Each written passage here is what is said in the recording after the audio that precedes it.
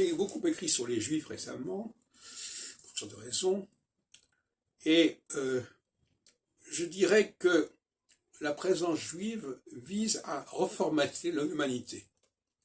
La théologie juive, je préfère maintenant appeler la théologie adamique, vise à, non pas à partir de zéro, mais à restructurer ce qui est déjà existant. Et c'est important de comprendre ce phénomène de quelque chose qui vient après. Il ne s'agit pas de créer ex nihilo, mais il s'agit de prendre des choses qui sont là et de les reformater, de les restructurer et de retrouver leur cohérence première, le projet premier, le plan premier. Donc, ça veut dire que la vocation, c'est d'arriver dans un lieu qui est déjà là, qui est déjà en place, et de le repenser. Bon, ça peut aboutir à des formules comme la colonisation, qui est une façon de prendre un groupe et de lui redonner une nouvelle dimension.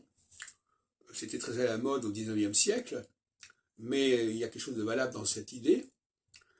Et c'est surtout éviter la confusion de croire que les Juifs sont au départ des choses. Ils ne sont pas du tout au départ des choses.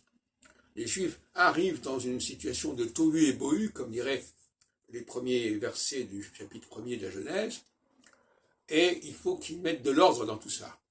Il s'agit de mettre de l'ordre et non pas d'être à l'origine des choses. Donc le Juif n'est pas, même si on a tendance à dire il y a l'Ancien Testament, le Nouveau Testament, etc. Alors effectivement, il y a dans le christianisme quelque chose qui vient se rajouter, en quelque sorte, qui vient se rajouter au judaïsme, mais en réalité, le christianisme correspond plus à un état antérieur qui peut avoir des résurgences. Ça, c'est un débat qu'on peut avoir.